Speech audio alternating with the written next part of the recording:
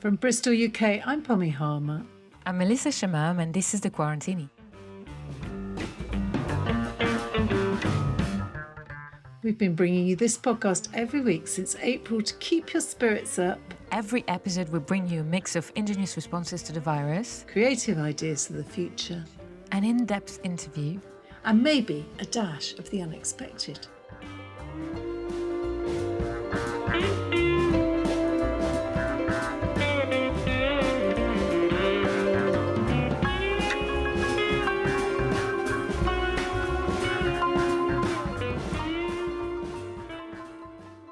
And that includes music like this song, Hot Flu by the Old Bond Collectives. And thank you very much to Seb Gutiez for just allowing to use that theme.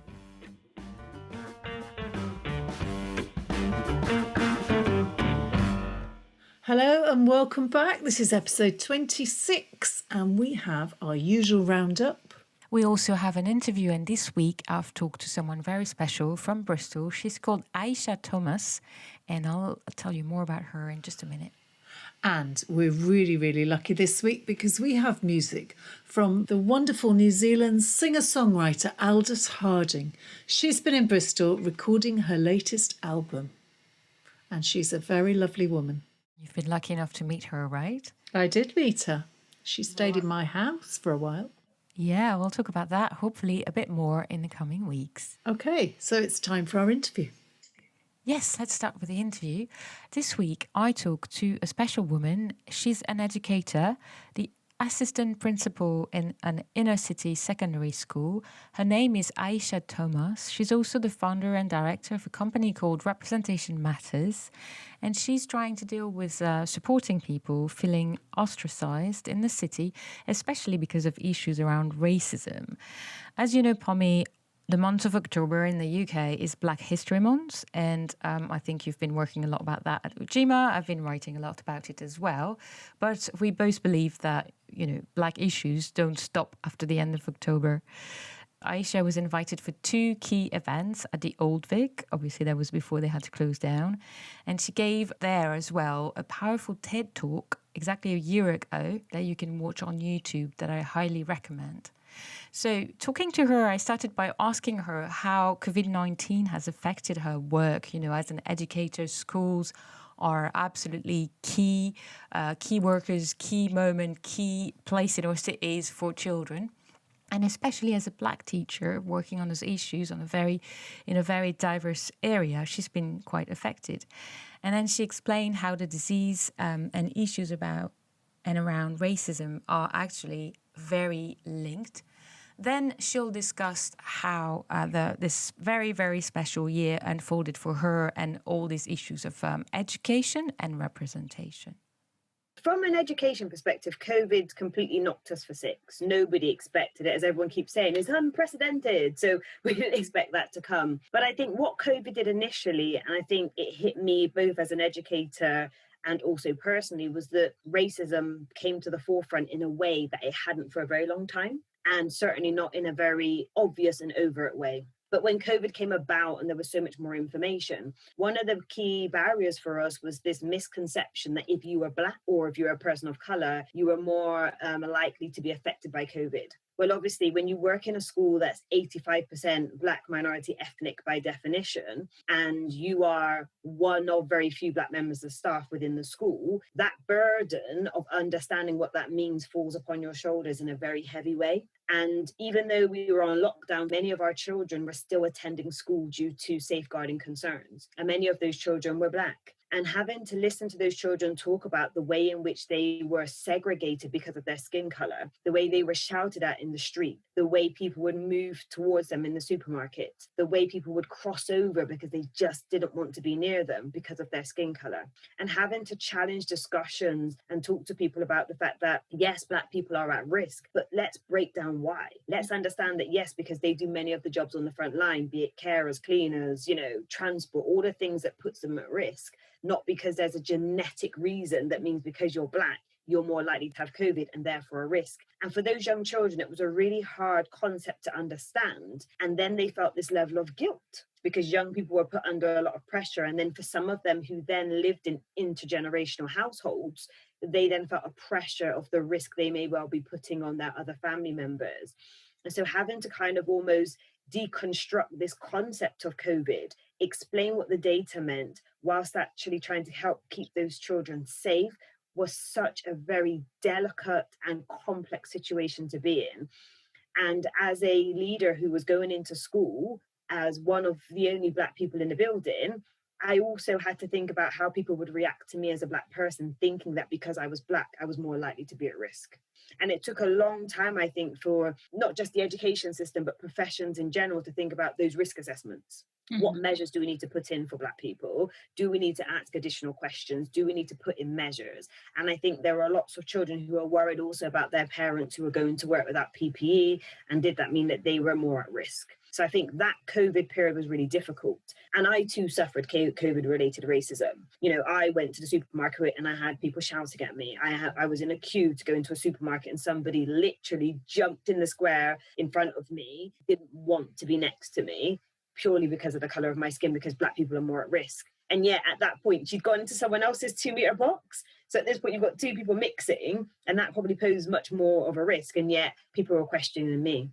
I think that in itself put a certain level of exposure to real microaggressions and also unconscious bias, which was becoming quite conscious in behaviour. Yes, of course. That was the beginning of, I guess, of a very difficult journey. And then throughout that process, we then began to see the issues around Black Lives Matter. And obviously when several people in America passed away, and George Floyd, I guess, the most public of death, that really, shook everybody to their core.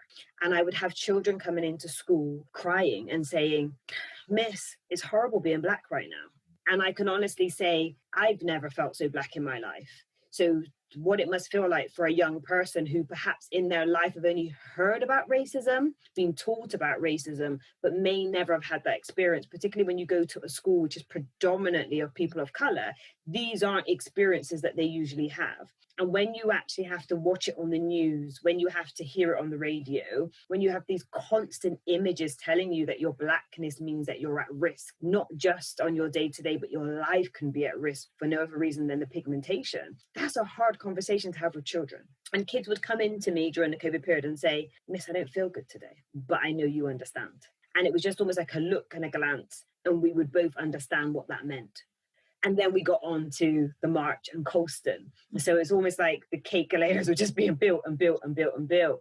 And that was a really tough time because there was the conversation and dialogue about, "Miss, was this right? Should Colston have come down in the way it did?" But at the same time, when a man has done these things, we can't possibly support that. "Miss, why was the statue up?" And then really wanting to have conversations about why it was so significant. Why do we need activism? Why do people break the law in order to get their point across? And watching them dissect it and break down in their minds as to what all of these elements meant was really interesting. And so I wrote an open letter to the staff at the school, really expressing what it felt to be a Black female in 2020 and an educator and a mother. And I also wrote to the students and said to them, let's really break this down a little bit and actually understand what race means. Let's understand why Colston was significant, and let's understand what it means to be an activist. And, it was about having honest conversations that, we are not supporting criminal activity. We're not supporting that that's the way you need to do things, but it was trying to get children to understand why these things may happen and why those steps may be taken. And even have an interesting discourse where children would say things like, "But Miss, why is it that Black people are getting blamed for taking Colston down, but when you watch the footage, there were no Black people actually touching the statue?" And I asked the question, I said, "Well, why is that?" "Because Miss, I don't think Black people would ever do it because we would be too scared of the repercussions." So you've got children who know this and feel this, and yet they could see in the paper the propaganda that was saying to them, they're the reason, this is what's happening. And I guess personally, it was difficult because I was sending my kids to school in order to work. And my son got stopped during the COVID period of time by the police. And he was like, "Don't worry, mummy, I followed your rules. I made sure that my blazer was showing and I took my coat down and I said, 'Can I show you my uniform?' and explain why I was out of my house." And, you sit back and I go, wow. I'm actually having a conversation with my 12-year-old about how to speak to the police to make sure that the situation goes as smoothly as possible. He's 12. It's insane. Yeah, he's so young. And I'm talking to my white friends and I'm saying, have you ever had this conversation with your kids? And they're like, no.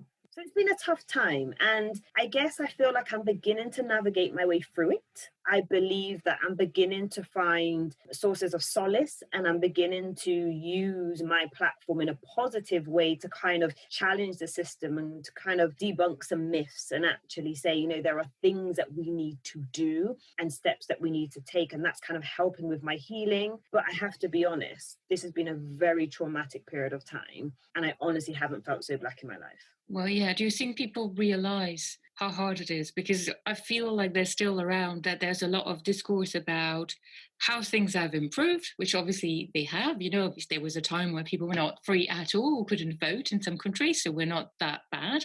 But there's also in Britain, and why not just, and even in Bristol, a lot of discourse as like, well, we all suffer, we all have difficulties, my dad were poor as well, etc., trying to make the problem not a racial problem, but more of an inequality problem. And of course, we know it's very interlinked.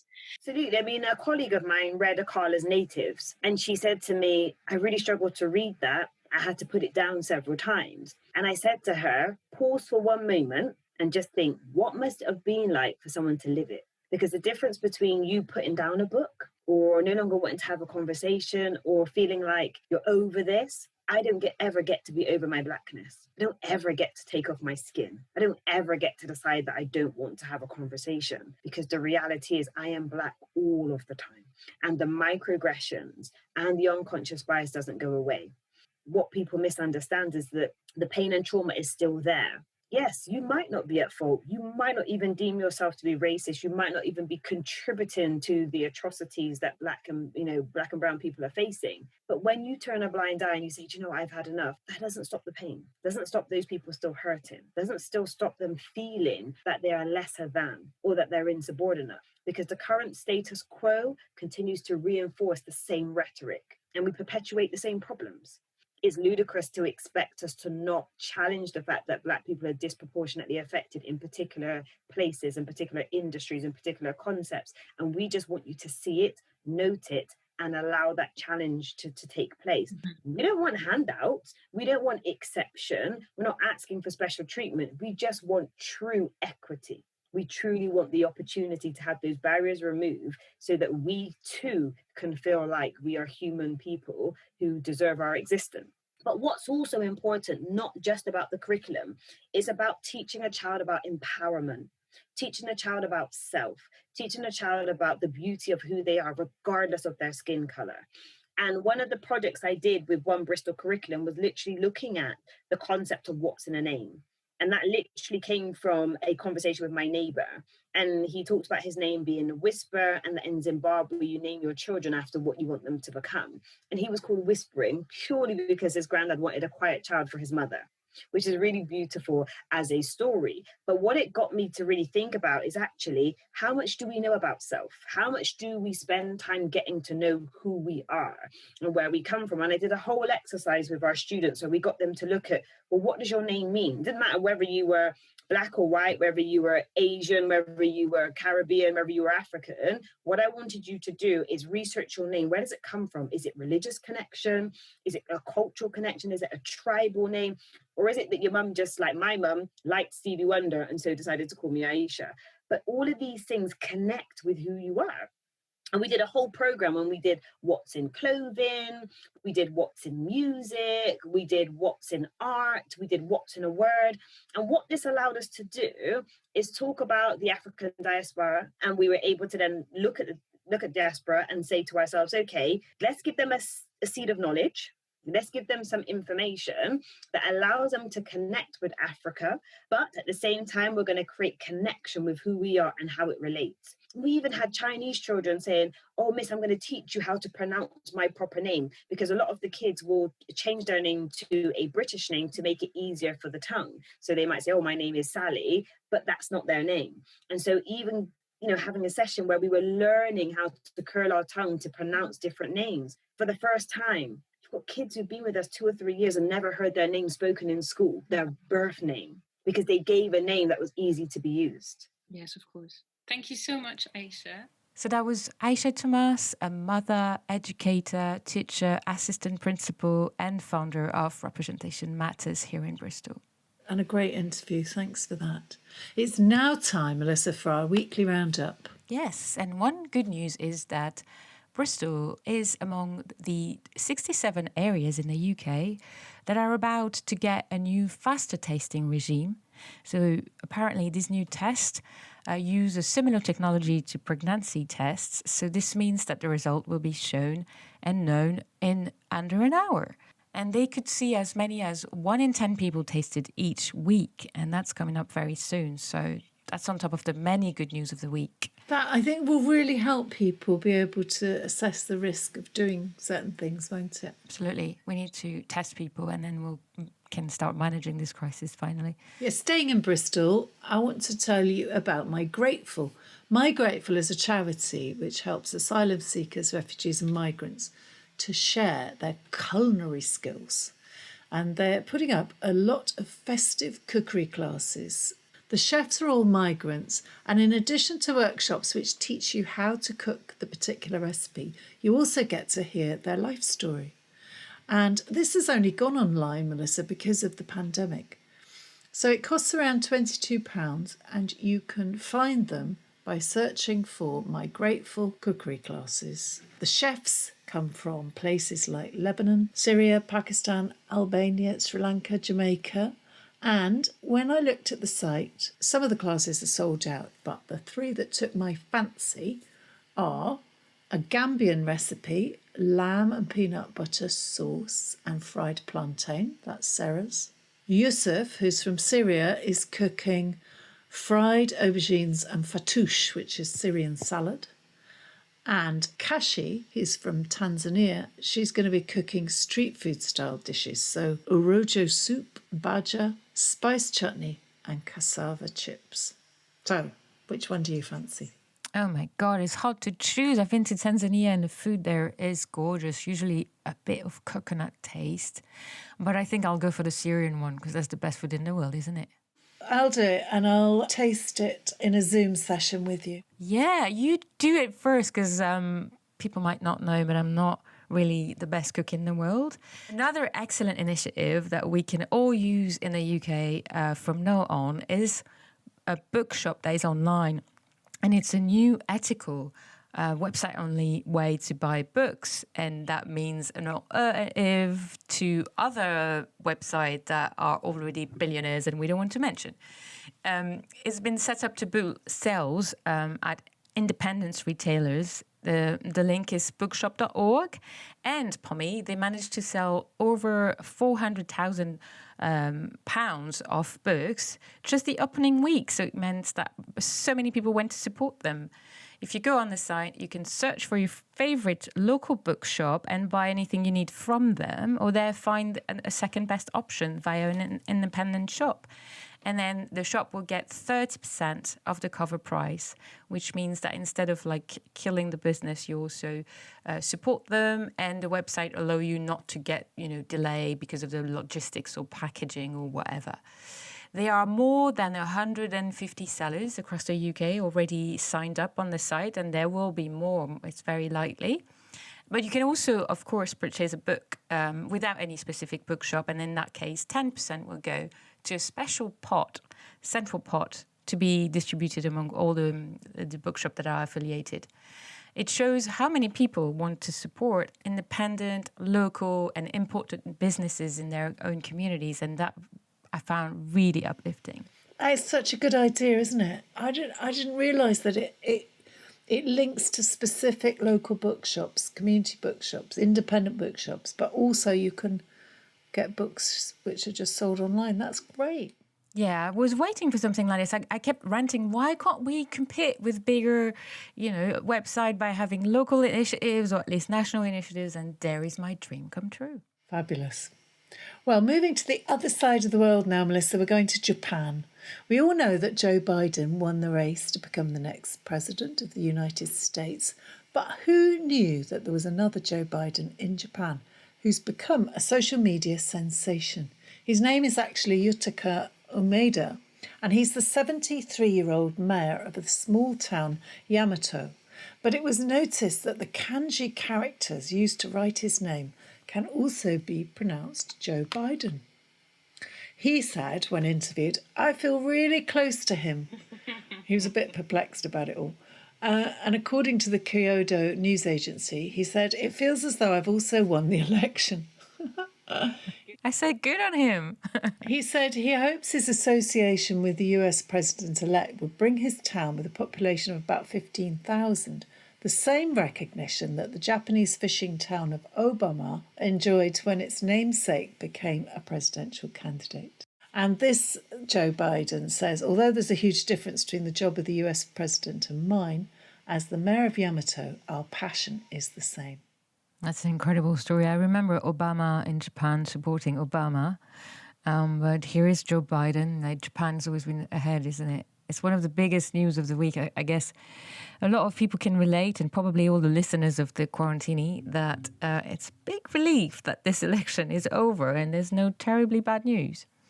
And finally, Pommy, I just wanted to mention, obviously you can't have missed the news that there is a potential vaccine now for COVID-19 that has been proven to be working at 90%.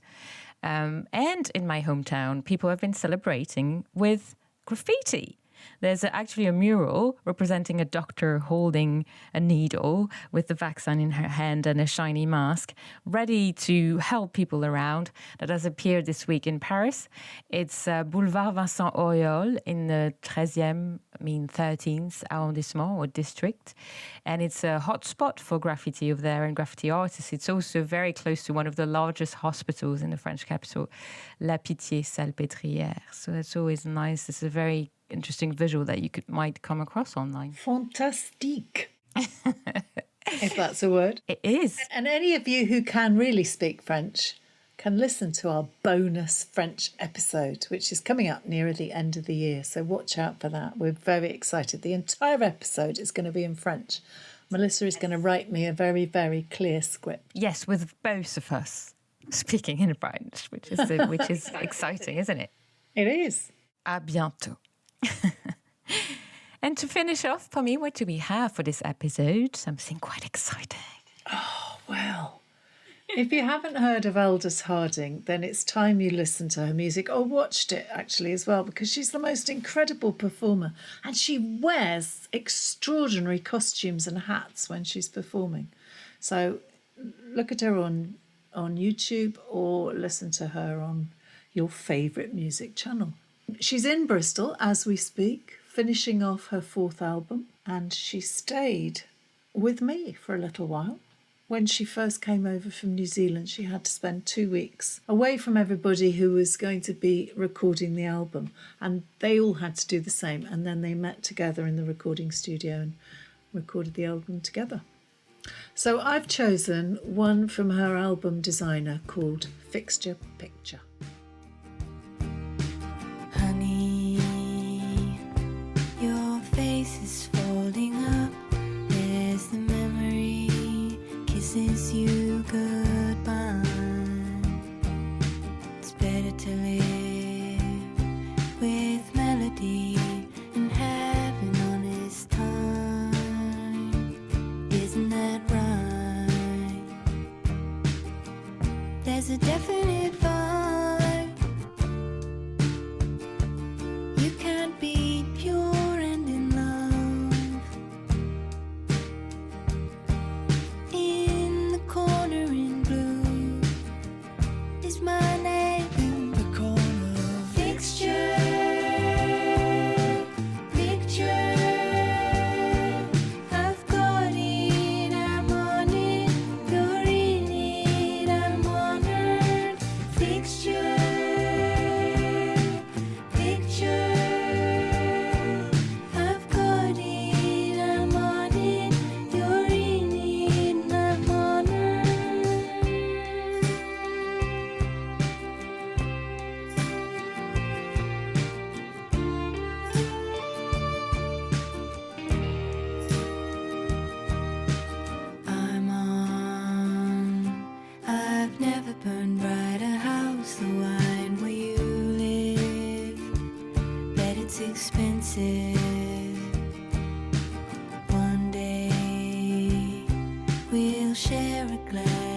together and ride the dunes. I'm writing too. There's a definite vibe. You can't be pure and in love. In corner in blue is my name in the corner. Fixture, picture. I've got it, I'm on it. You're in it, I'm honored. Fixture, picture. I've got it, I'm on it. You're in it, I'm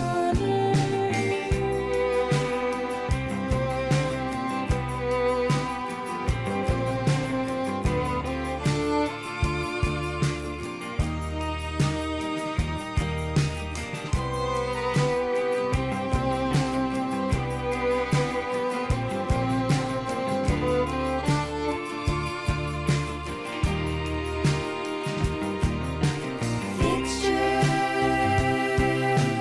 picture. I've got it, I'm on it. You're in it, I'm honored. Fixture, picture. I've got it, I'm on it. You're in it, I'm honored. Fixture, picture. I've got it, I'm on it. You're in it, I'm honored. That was the very wonderful and lovely Aldous Harding singing Fixture Picture. Aldous Harding, who was recording in Bristol and stayed with you, Pommy. That's an incredible story, and we kind of want to know more. So I hope we'll get back to this in the next episode in the coming weeks. Yes. This podcast episode was hosted by me, Melissa Chemam. And was hosted and produced by me, Pommy Harmar. Thank you for listening. And stay safe.